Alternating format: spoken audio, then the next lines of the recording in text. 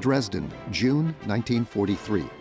Karin Klipken and Henry Ruppe exchanged wedding vows, meticulously documented on 35mm color film. It was a piece of idyll, almost 4 years after Adolf Hitler had plunged the world into war. The effects of the war were still barely felt in the city, which was not within range of Allied bomber raids, a situation that would not last forever. Ever since the British Air Ministry had issued the Area Bombing Directive in February of 1942, the number of air raids on German cities had increased significantly. The suffering of civilians in particular was growing. It was the British who, more than any other air power, developed a system for destroying a city with an airstrike. And the British developed a method which they refined in 1943.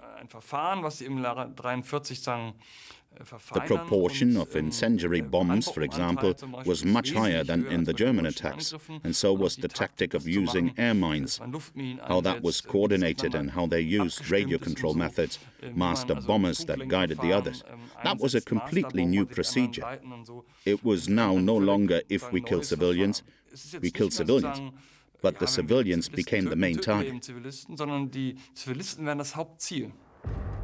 One area of focus for the attacks was the Ruhr region with its heavy industry. The images of destruction were the same from city to city. Among other cities in the rural area, Dortmund also became a target. On the night of May 24th alone, 2,200 tons of incendiary and demolition bombs fell on the city.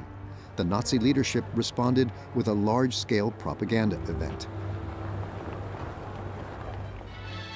Nun wird Dr. Goebbels in Dortmund zu der schwer geprüften Bevölkerung sprechen und die Grüße des ganzen deutschen Volkes überbringen, das den harten Kampf seiner Brüder in den luftbedrohten Gebieten Sein oder Nichtsein mit tiefer innerer Anteilnahme verfolgt.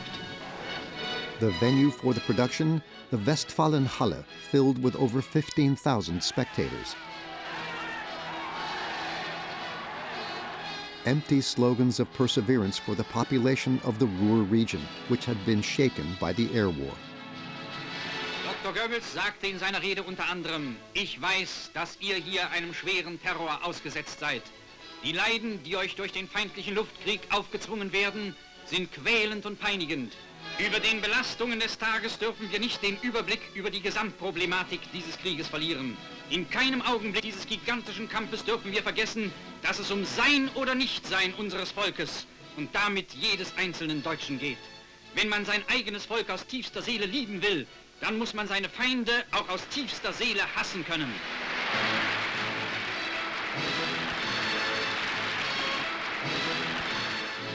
Ich bin der Überzeugung, in diesem Kriege, wieder in allen Kriegen, der siegen wird, der die stärksten Nerven, die meisten Faustbänder und die tapferste und die genialste Führung gewinnt.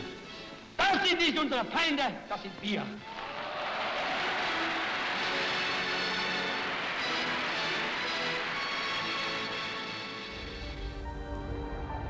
The Battle of the Ruhr, which was a Royal Air Force offensive, raged between March and July of 1943, during which almost all major German cities on the Rhine and Ruhr were bombed and thousands of people were killed.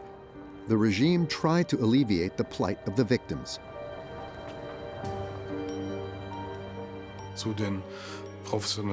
One of the clever responses to the chaos caused by such carpet bombing was that certain consumer goods were kept in railroad cars until they were needed, some of which were also parked in tunnels. And then they would be available at relatively short notice. Dann relativ kurzfristig verfügbar sind. Die Frauenschaft verteilt Butterbrote für die Bombengeschädigten. Eier, Zigaretten, Obst, an alles ist gedacht. Die Hilfsorganisationen leisten mustergültige Arbeit. If you were cynical, you'd say that Nazi propaganda and Goebbels used the bombings as an opportunity to expand the people's sense of community, the Nazi Volksgemeinschaft, because they understood great need, great suffering. We have to help. And who helped? The Nazi state. In the face of massive destruction and high casualty figures, pessimism and resentment spread. However, open criticism of the situation was not tolerated under the Nazi dictatorship. In the language of the National Socialists, there was a separation between morale and attitude, and the morale could easily crumble at one point or another. The regime also acknowledged that, or that there was mourning over losses or worries and hardships after bombing raids. But at the same time, the decisive element was the attitude in the language of Nazi propaganda, and the attitude from the regime's point of view seemed to be quite stable for a long time. In midsummer 1943, Hamburg became the focus of Allied bombers. Before the outbreak of the Second World War, around 1.7 million people lived in the Hanseatic city. Warships were also built there, which provided work for tens of thousands of people. That is why, since 1940, the Hanseatic city had repeatedly been the target of air raids. In late July, the Allies launched Operation Gomorrah, named after the mythical city that, according to the Bible, was buried under a rain of fire and brimstone. Operation Gomorrah was a terrifying, horrific special event in the air war. The British managed to knock out the German defense by building German radars with strips of aluminium foil, thus eliminating the German night fighter force. Therefore, these bombers could fly over the city relatively undisturbed. Hamburg was easy to get to. Hamburg was easy to find. They also had radar devices that could find and hit the city with relative precision. Hamburg was attacked in several waves. The most devastating occurred on the night of July 27th. More than 100,000 explosive and incendiary bombs fell on the city, which quickly went up in flames. The hot midsummer weather that prevailed during those days bolstered the spread of the fires.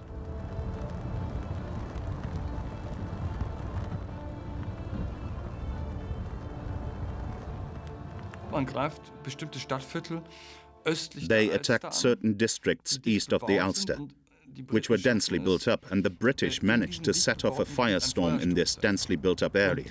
And it was this firestorm that was destructive and deadly, because the attack was long over. The fire developed such power, a hurricane-like force, and it couldn't be extinguished. And so Hamburg burned for days, and even the Hamburg Fire Department and the Hamburg Civil Defense were not immune to the bombing, and that's why the civilian casualty figures were so immensely high. The firestorm raged for over 5 hours in eastern Hamburg. Many streets in the city center also fell victim to the bombardment. By the end of Operation Gomorrah, a total of around 35,000 people had been killed. They suffocated in air raid shelters, burned to death in the streets, or were killed by falling debris. Over 100,000 residents were injured. In Berlin, the situation there was noted with concern. The effect on people like Albert Speer or Goebbels was considerable. And they thought, what if this is going to happen to us more often now? A firestorm of this magnitude, so many dead. For God's sake, what will the German population do then? Can we then hold out against the war? But not every city was built like Hamburg. You also had to realize that it's relatively hard to kill 40,000 people in a city. It did work in Hamburg. Ultimately, the effect on morale, on the ability to wage war, remained limited. At least half of Hamburg's apartments were destroyed. A contemporary witness wrote, "From the Wandsbek-Marienthal train station to the main train station, not one house is left. You are now completely homeless because it will take 100 years to rebuild." Those who didn't flee to the countryside had to come to terms with the danger of further attacks. The propaganda invoked the concept of Volksgemeinschaft, in which everyone pitches in. This newsreel from the fall of 1943 shows boys and girls helping to clear up bomb damage. Viele unserer Jungen und Mädel haben sich in den Luftnotgebieten durch ihren tapferen Einsatz im Herzen des deutschen Volkes einen Ehrenplatz erworben. Eine Abordnung ausgezeichneter Jungen und Mädel Hamburgs in der Reichshauptstadt. Die Besichtigung des Reichssportfeldes führt Ritterkreuzträger Müller, der hier selbst einmal als Rekordläufer vielfache Siege errang. Der Hitlerjunge Werner Kahl, Träger des Kriegsverdienstkreuzes mit Schwertern. Der Hitlerjunge Kurt Perschke, 12 Jahre alt, der jüngste Träger einer Kriegsauszeichnung, rettete 8 Kinder vor dem Flammentode. Die Mädelführerin Margarete Zettel barg aus einem brennenden Säuglingsheim alle Kinder, bis die Flammen auch ihr Kleid erfasst hatten. Inge Voss rettete in der Angriffsnacht aus völlig zerstörten Häusern 2 Menschen trotz einstürzender Decken. Die tapfersten der Jungen zeichnete der Führer mit dem Eisernen Kreuz 2. Klasse aus. In schwersten Stunden haben sie bewiesen, dass sie sich wie Soldaten zu verhalten wissen. Since the beginning of their movement, the Nazis had attached special importance to children. After seizing power, they forced their influence on the younger generation. When they attended kindergarten, they were looked after by teachers who had received National Socialist and ideological training. When they went to school, the only teachers were ones who had a positive attitude toward National Socialism. Their free time was organized by National Socialist organizations. Therefore, both the National Socialist insignia and the Hitler salute were part of their normal everyday life. The youth organization Hitler Youth was founded as early as the mid-1920s. The National Socialists pursued clear goals. For the National Socialists, this had a double meaning. First, the National Socialists saw themselves as a form of youth movement. So that means as an organization that mobilized the youth compared to the established parties, to the bureaucracies. And secondly, and this played a central role in the founding of the Hitler Youth, was the access to youth. The possibility of systematic ideologization, uniforming and militarization of those for whom this Third Reich, in its self-image at least, was now competing. As in all areas of Nazi society, soldiering was glorified in the Hitler Youth. At the Reich Party congresses in Nuremberg, Hitler Youth delegations quickly became a permanent fixture. At the so-called Party Congress of Freedom in September of 1935, Adolf Hitler addressed the young people in attendance and outlined his ideals for the next generation.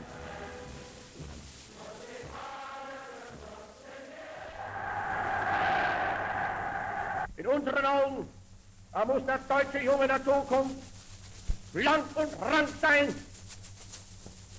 flink wie Windhunde, zäh wie Leder und hart wie Kruppstahl.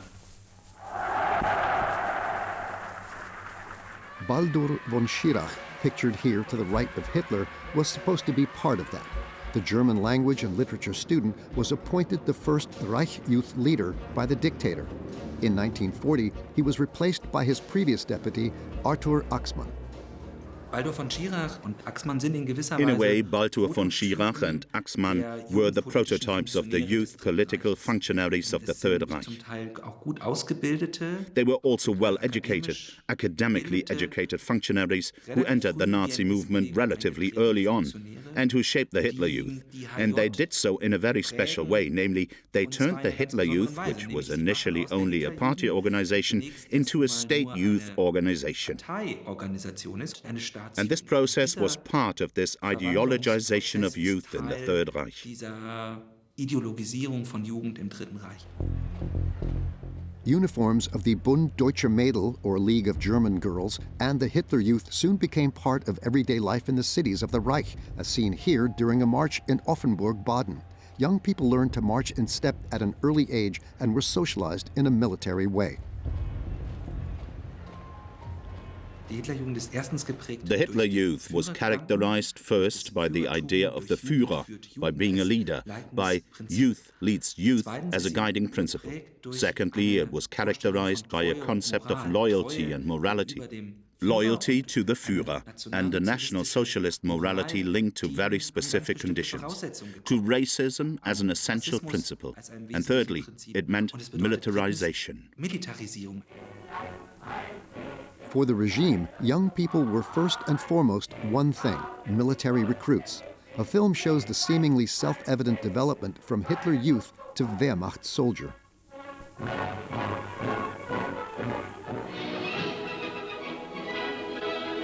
Hier schult die Hitlerjugend den Nachwuchs für die deutsche Marine. In the youth organization, there were specializations for careers in the army. In the naval Hitler Youth, preparation for a career in the naval forces took place. Einsteigen zum Kutterrennen.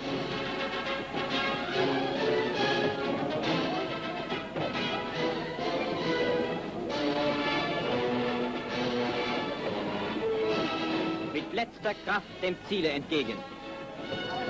6 Reichssee sport schools were established in which the next generation was trained. An integral part of the education was also the use of military auxiliary activities. Rund das Ulmer Münster sammelt Marine-Hitlerjugend mit Eifer Schallplatten für unsere U-Boot-Fahrer. Großadmiral Dönitz, der erfährt, dass die Ulmer Jungen mehr als 3000 Schallplatten für seine U-Boot-Männer gesammelt haben, ladet eine Abordnung in einen U-Boot-Stützpunkt am Atlantik ein.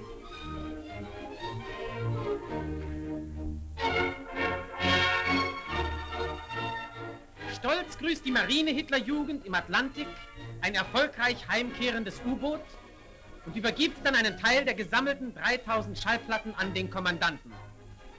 Contrary to what these pictures suggest, the period of great successes for German submarines by 1943 was over. The cracking of the Enigma code and the increasing air supremacy of the Allies in the North Atlantic put a heavy strain on that military branch. Any encouragement, however small, was welcome. Ein Maat legt die erste Kostprobe auf.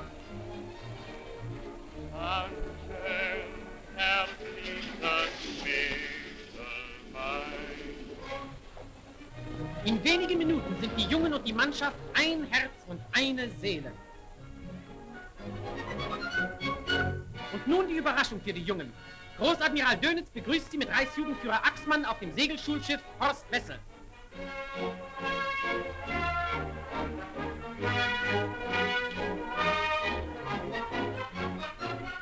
Mit meinen U-Boot-Fahrern kann man dem Teufel den Bart abscheren, sagt der Großadmiral zu den Jungen. Auf seine Frage, was willst du einmal werden, kommt prompt die Antwort: U-Boot-Fahrer, Herr Großadmiral. Und ihr? Einstimmig: U-Boot-Fahrer, Herr Großadmiral.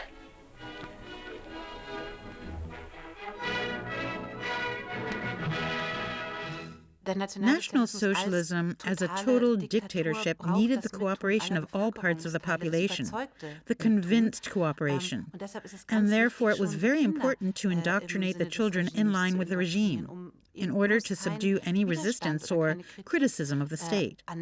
Because it was clear that the system was designed for expansion, that meant that you needed soldiers. You needed a population that was loyal to the regime and willing to carry the ideas of National Socialism out into the world.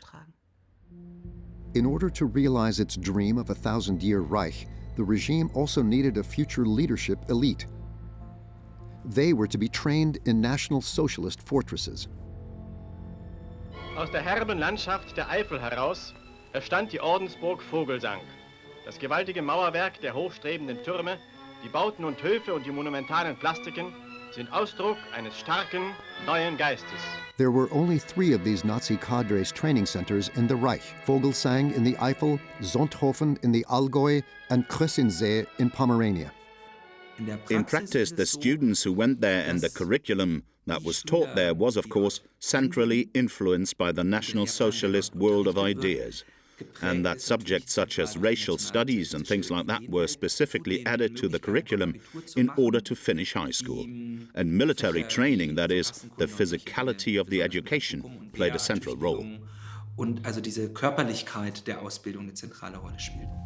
According to Robert Ley, head of the German Labor Front, who had created the schools, living tools of the Führer were to be created in these training centers.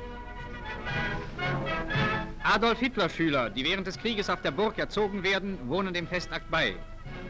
Der weitaus größte Teil der Ordensjunker steht heute an der Front. Dr. Ley übergibt dem neuen Burgkommandanten die Fahne der Burg.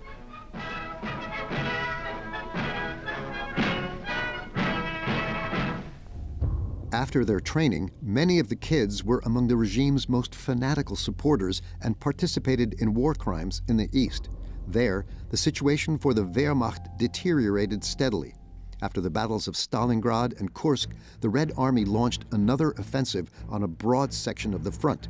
Between the Black Sea in the south and Vitebsk in the north, it took place in August of the same year.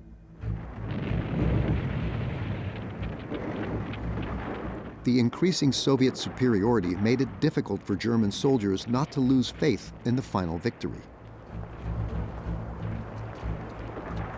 It's actually holding on to hope. You ask yourself, how could they hold out for so long? Although it was actually clear after the Battle of Kursk and after these retreats that this couldn't be done militarily. One wonders, of course, how they were able to go on for so long, how they were able to motivate the soldiers to fight. And you shouldn't underestimate the hope factor. On the one hand, there was always the hope that the Führer was a genius, that the Führer was still going to do it, that the Führer was going to pull something out of the air, some miracle weapon, or that he still had some reserves. In September, in the central and southern sections of the Eastern Front, the Wehrmacht had to withdraw further to the western bank of the Dnieper. The campaign continued to result in enormous losses. On an average day of war, 6 times as many German soldiers died in Russia as in the West. Above all, it was the loss of personnel that was so painful. There was less and less infantry. As a result, victories were no longer possible. Take 1941. The great victories were largely won by the infantry, less by the tanks. And that was completely missing now. And the East Army was bleeding to death. They were only getting half as many replacements. In early November, the Red Army liberated Kiev. Since the autumn of 1941, the city, like all of Ukraine, had been under German rule. The appointed Reichskommissar Erich Koch wrote, "The goal of our work must be that the Ukrainians work for Germany. Ukraine has to supply what Germany lacks. This task must be carried out regardless of casualties." In Kiev alone, 150,000 prisoners of war and civilians were murdered. A Red Army dog squadron on its way to the Ministry of Foreign Affairs. The animals can detect explosives, injured or dead people, and were supposed to help secure the complex after the city was taken. Soviet propaganda units were also filming. Signs of the German occupiers, silent witnesses of the racist policies of domination. Cafes, stores, and theaters were forbidden to Ukrainians and Russians. The attitude of the Germans in the Reichskommissariat is determined by the view that we are dealing with a people who are inferior in every respect. Reichskommissar Koch had noted, by autumn of 1943, the madness about the master race in Kiev was over. A few weeks later, the Red Army achieved a prestigious victory in the northern section of the front. Leningrad had been under siege by the Wehrmacht since September of 1941. A deliberate decision was made not to take the city. Instead, Hitler ordered it to be cut off and then left to its own devices. At least 1 million people died during the blockade. The majority of the victims starved to death. Leningrad was actually like a magnifying glass for the radicality and totality of this war.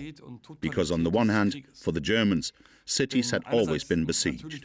Since ancient times, there had always been famines in besieged cities. That's nothing new. But the new aspect was to not accept the surrender of a city at all. That was the plan. And also to raze the city to the ground. But it was the same thing on the Soviet side. No matter how many people died, the main thing was to hold Leningrad and to continue to produce weapons and do everything to supply the front line. The conditions were terrible. The party cadres took care of themselves, and it was the ordinary people who had to suffer massively here.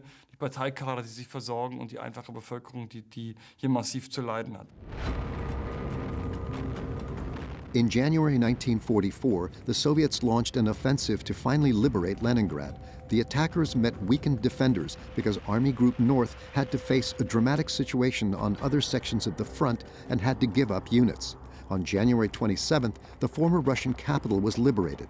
The 18th German Army under Colonel General Lindemann withdrew towards the Baltic states.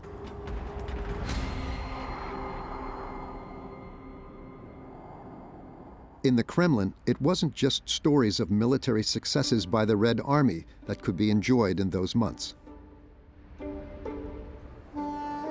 By the autumn of 1943, the Soviets had achieved an important success on the propaganda front just outside Moscow. The focus was on a number of prominent German prisoners of war. After the victory at Stalingrad, it was clear to the Soviets, especially after the victory at Kursk, that they would win the war. But the big question was, at what cost? The losses were still enormous. And then there arose the consideration, well, what else could we do to somehow end the war faster? Perhaps we can also supply pressure to the Allies, the Western Allies. So they will finally open a second front.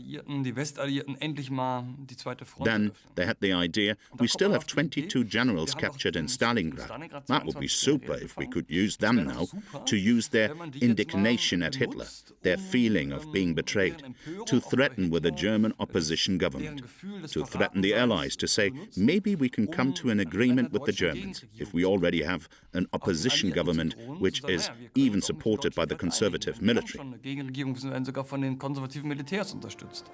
Walter von Seydlitz-Kurzbach became president of the BDO. The general of the artillery called for resistance against the Hitler dictatorship. Fordert den sofortigen Rücktritt Hitlers und seiner Regierung. Kämpft Seite an Seite mit dem Volk, Hitler und sein Regime zu entfernen und Deutschland vor Chaos und Zusammenbruch zu bewahren. Wir würden unsere Pflicht als deutsche Männer verletzen, wenn wir dem für Deutschlands Unglück Schuldigen die Treue halten würden. Es lebe das freie, unabhängige und friedliche Deutschland.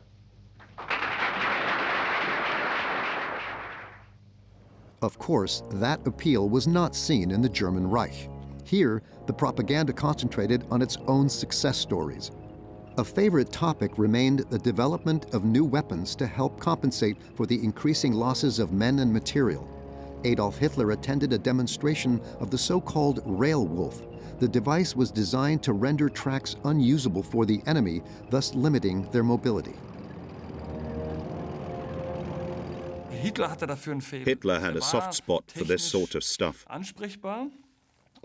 He was technically approachable and saw himself as an architect. He drew bunker plans and so on. And the great designers knew that, and of course, they also wanted to sell their weapons.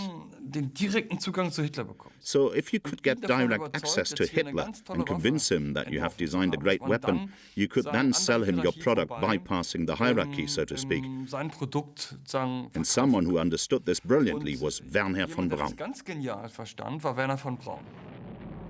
Werner von Braun worked on the development of new types of rockets at the Army's Research Institute on Usedom. The focus of his research was the development of the liquid-fueled V-2 rocket. After the rocket's reliable flight capability was achieved, it was fitted with 1,000-kilogram explosive devices and renamed Vengeance Weapon 2. By the end of the war, over 3,000 of these V-2s were fired at England, Belgium, and France.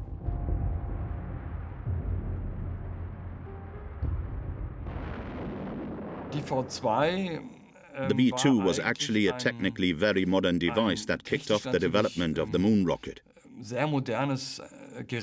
But it was actually wonderful for the Allies that the Germans built it, because it was so incredibly expensive and so incredibly complex.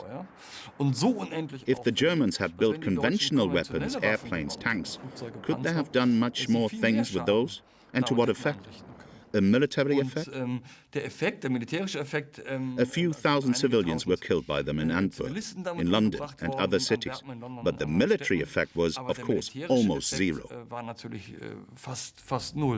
Meanwhile, Nazi political celebrities never got tired of praising the wonder weapon, V-2.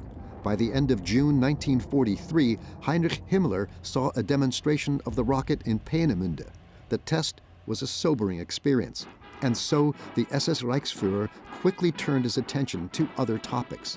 A few weeks later, he gave a particularly explosive speech at the town hall in Posen, which had been preserved as an audio document. It is one of the few sources in which a prominent Nazi politician spoke openly about the mass murder of the Jewish population of Europe.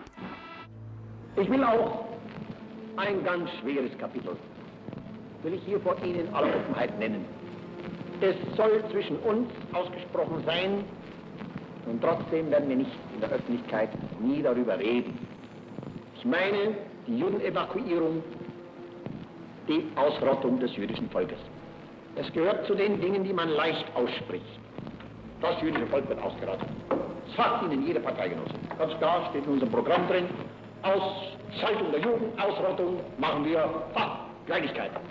Von euch werden die meisten wissen, was es heißt, wenn 100 Leichen beisammen liegen. wenn 500 da liegen oder wenn 1000 da liegen. Und dies durchgehalten zu haben und dabei, abgesehen von menschlichen Ausnahmeschwächen, anständig geblieben zu sein, hat uns hart gemacht und ist ein niemals genanntes und niemals zu nennendes Ruhmesblatt. In the meantime, railroad wagons full of people were rolling from all over Europe to the extermination camps in the east. As part of Operation Reinhardt, which had been launched some 15 months earlier, the National Socialists had, by the fall of 1943, murdered more than 2 million Jews and Roma. Any attempt to resist, such as the uprising in the Warsaw Ghetto in the spring of that year, was put down with extreme violence. The inhuman murder machinery of the National Socialists was in full swing.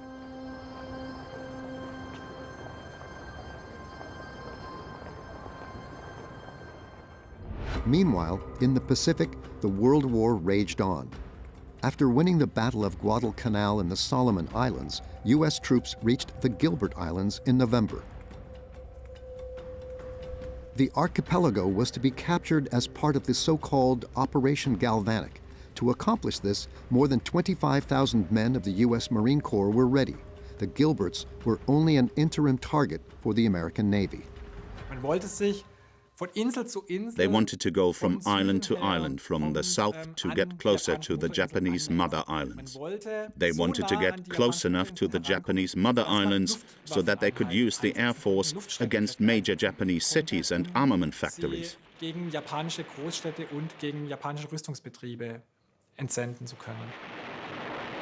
At 5 o'clock in the morning on November 20th, the attack on Tarawa, the main atoll of the Gilberts, started. The fighting troops were accompanied by war correspondents who produced impressive images of the fighting that later formed the basis for the propaganda film With the Marines at Tarawa. The landing GIs met stubborn resistance from the Japanese defenders. It isn't easy knocking those out of their positions.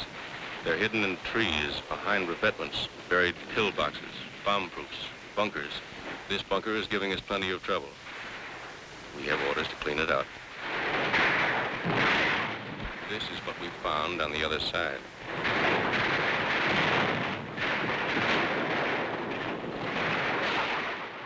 Many of the Japanese soldiers would rather die than surrender to the enemy, and so every meter was fought for. Only after days of fighting did the Americans win the battle, but it was an expensive victory.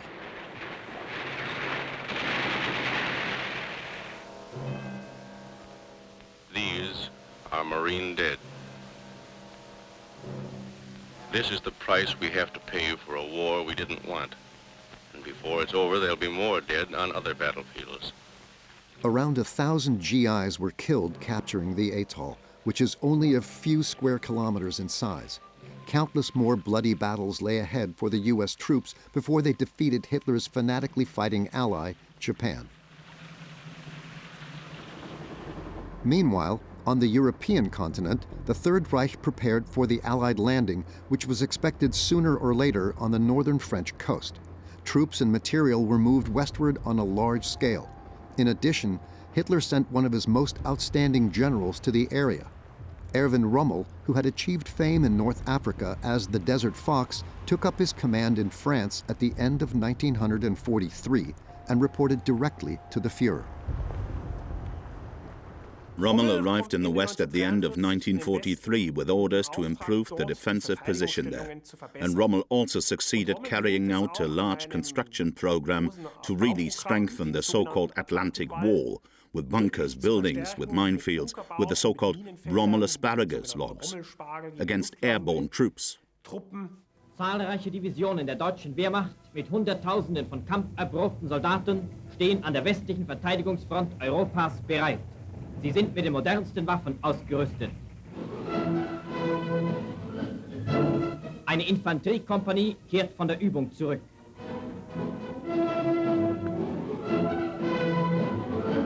Scheinwerfer gegen nächtliche Landungsversuche.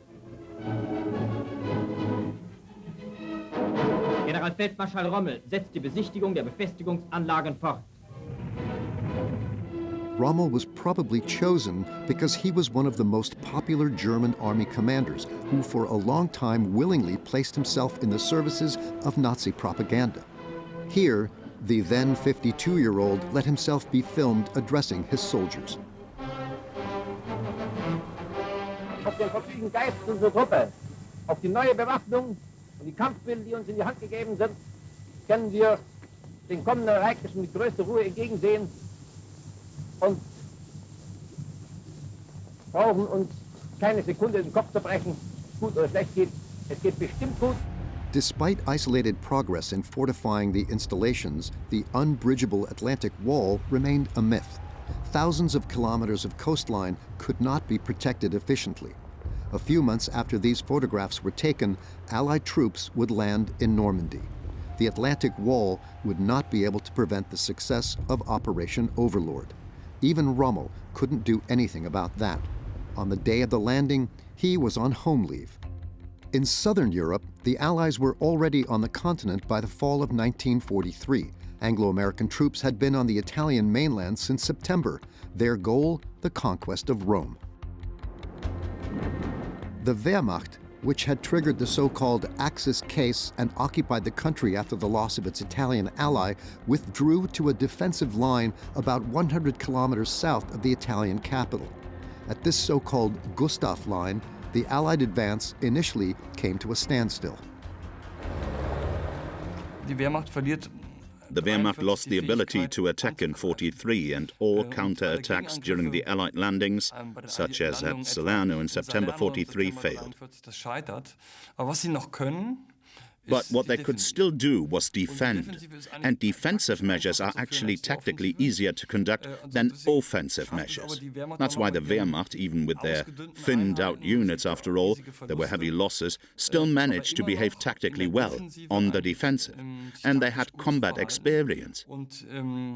They had been in this war for a long time. And so they managed to hold the front line here for a long time through this combination of factors, including the inexperience of the Allies and the inability of the Allies to adjust tactically to the German way of fighting. Monte Cassino lies on the Gustav Line, a mountain with an ancient Benedictine abbey on top. From there, access to the valley of the Liris River could be controlled, through which an advance all the way to Rome was easily possible. The Allies were therefore pushing for its capture. Monte Cassino is very difficult terrain. It's not that very high, about 500 meters high, but it's a steep terrain, mountainous terrain. You can't operate there very much with tanks and the like. And the Germans were clinging to the mountains with everything they had, with very experienced troops who knew how to fight in mountainous terrain, even in the town of Cassino. They were very experienced troops whose division general used to be a tactics instructor and who knew how to wage war in this terrain. In January 1944, the battle for the mountain began. Numerous cultural treasures were in the abbey and were also at risk. The German newsreel reported, Diese unersetzlichen Werte vor dem Zugriff der britisch-amerikanischen Kunsträuber zu bewahren, wurden sie von der deutschen Wehrmacht in die Engelsburg in Rom überführt. So far, the Wehrmacht had been more prominent in this war for the theft of cultural treasures than for their protection. Ein Vertreter des Vatikans empfängt von einem deutschen Offizier das Verzeichnis der aus dem Kloster geborgenen Stücke. Historical books, paintings, writings, and building plans found temporary shelter in the former mausoleum of the Roman Emperor Hadrian. Kostbare handgeschriebene Urkunden werden von deutschen Soldaten in die Engelsburg getragen.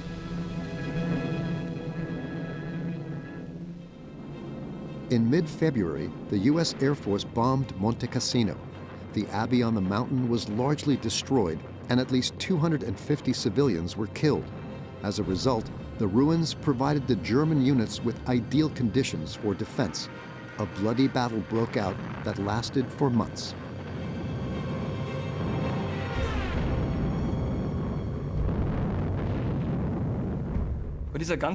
In this battle, thousands upon thousands of soldiers on both sides died. But both military leaders were, of course, willing to pay that price.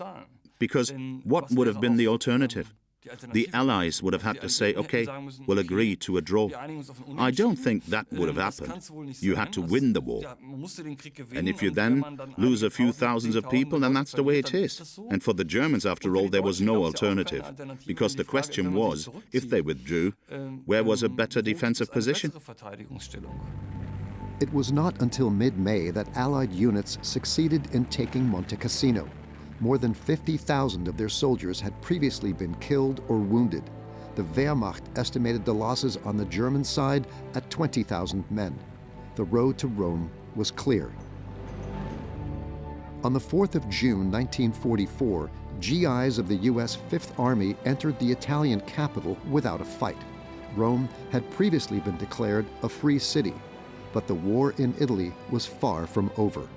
Fierce fighting followed in central and northern Italy that would last until the spring of 1945.